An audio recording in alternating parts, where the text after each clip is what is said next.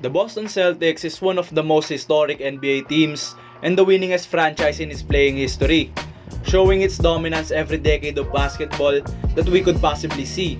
It had seen its worst seasons, but yet they still find a way to show us why they are a great franchise by making significant strides every year, having deep playoff runs, making the conference finals multiple times, and reaching the finals last season but falling short to the greatness of Stephen Curry. A bright future was supposed to be ahead of them, but then their head coach Ime Udoka got suspended for the rest of the 2022 to 2023 NBA season. In today's video, we'll look deeper into this Boston Celtics squad and why it is one of the most polarizing NBA teams right now.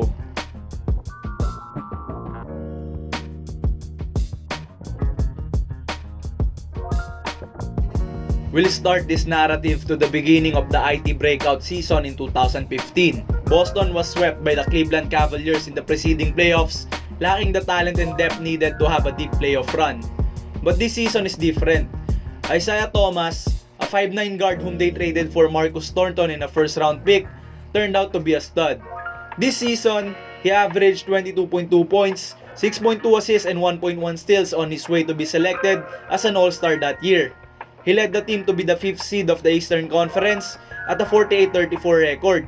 Setting to face the Atlanta Hawks in the first round, the team in Massachusetts had high hopes that year, but the opposite of that hope would be delivered by the team. The 4 games was split by both teams in crucial manner, as only Game 2 was the lopsided victory by any team. Tied 2-2, the Celts would go on to lose the next 2 games, going down against the Hawks in 6 games. Still, Celtics fans hope that the following seasons would be better with the development of Marcus Smart, Jay Crowder, and Avery Bradley. Drafting Jaylen Brown proved to do wonders for this uprising team. He struggled, but then showed his flashes to be one of the best two-way players in the NBA. But the bigger revelation was of course Isaiah Thomas, that showed the NBA world that he could be an NBA superstar. This season, he averaged a career-high 28.9 points, 6 assists and 1 steal. He was even considered to be the MVP of the league, only losing to a better Russell Westbrook. The Celts were the first seed of this season and was set to avenge and take down the mighty team of Cleveland Cavaliers that won the championship last season.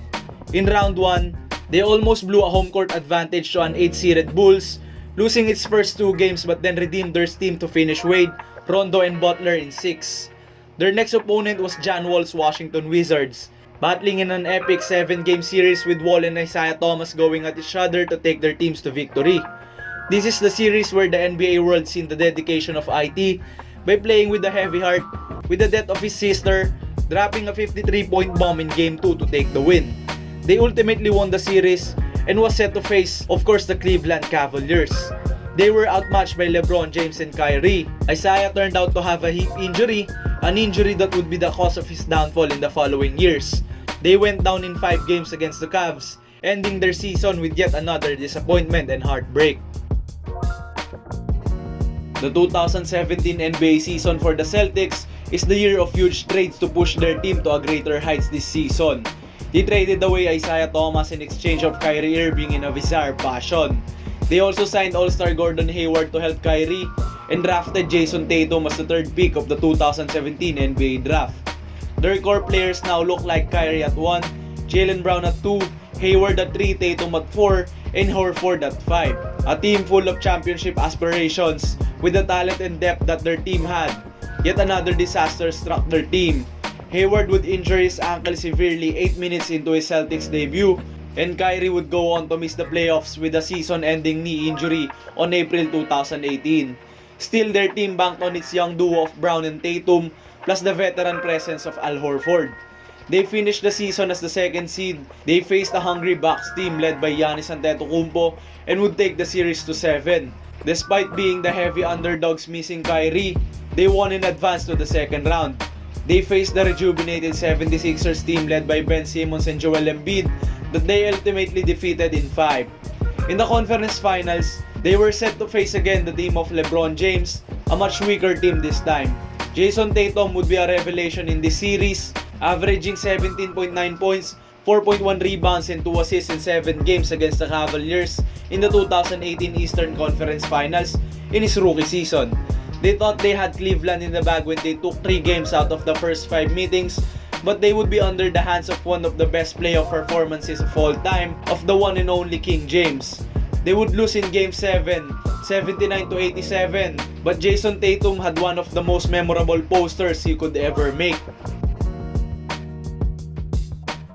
The 2018-2019 season was no different for them. Kyrie became healthy finally, as well as Gordon Hayward. Jaylen Brown and Jason Tatum continued their improvements throughout the season. They regressed as a team though, having settled as a 4th seed in the East. They swept the Indiana Pacers in the first round, but then Kyrie Irving went missing in the second round matchup against the MVP Giannis, going down against the Bucks in a gentleman sweep. Kyrie proved to be the reason why this team loses in the playoffs. He only averaged 20.4 points, 6.4 assists, and 4.2 rebounds in 5 games in the 2019 Eastern Conference Semifinals. At the end of the season, he would request a trade to leave Boston. Trading away Kyrie Irving and losing Al Horford in free agency to Philadelphia 76ers, Celtics were finding a way to replace those vital pieces of their team. They signed Kemba Walker and Enes Kanter Freedom to alleviate their loss, but still a downgrade from the past season. With this, Jason Tatum turned into a superstar, and Jaylen Brown became a reliable second option. That is why their team is still strong on paper. With a shortened season due to COVID lockdown, they played in the Disney bubble, finishing the season as the 3rd seed, sweeping the injured 76ers team in the first round. They had their team tested by the feisty Toronto Raptors squad trying to defend their championship. Boston took the first 2 games, but Toronto quickly turned the tide in Game 3, with OG Anunoby hitting this ridiculous buzzer beater to make it a series. With the momentum in hand, Raps tied the series at 2-2. The best game of the playoffs came in their Game 6 match, where they traded blows after blows in a classic double overtime game.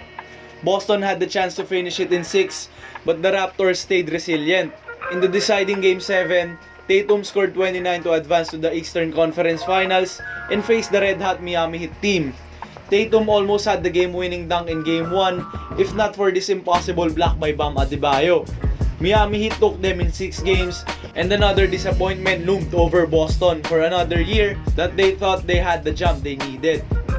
The 2020-2021 NBA season still produced the same results for the struggling team.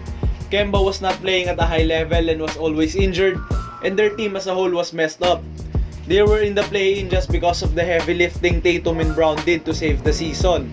They defeated the Wizards to face the big 3 of KD, Kyrie, and James Harden. Of course, they were eliminated in 5, and the only game they won was in Game 3, where JT scored 50 and still a close win. They simply did not have the right personnel to have a deep playoff run that year. Starting this season, Danny Ainge left the general manager role of the Celtics. Ime Udoka was hired as a head coach, and Brad Stevens was promoted as the chief of basketball operations. They regained Al Horford in a move seen as unnecessary, for Horford became injury prone in his time in Oklahoma City. The season started rough for the team, having an 18-21 record in the first half of the season. But then, a quick turnaround followed.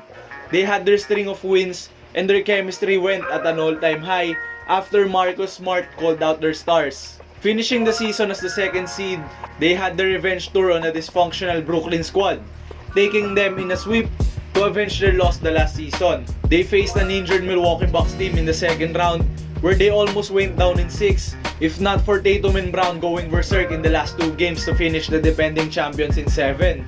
Another 7-game series quickly followed when they faced the Miami Heat. The first 4 games were split by both teams, and having alternate wins in the next 3 games, Boston and Miami went at each other to have a final spot. Jimmy sold this 3-pointer, and Jason Tatum and Jaylen Brown is now going to their first final series of their young NBA career. Facing the Golden State Warriors in the finals, Tatum and the Celtics stole Game 1 from Dubs, 120-108. The championship caliber of Steph and the Warriors were seen in Game 2, where they quickly bounced back to tie the series 107-88.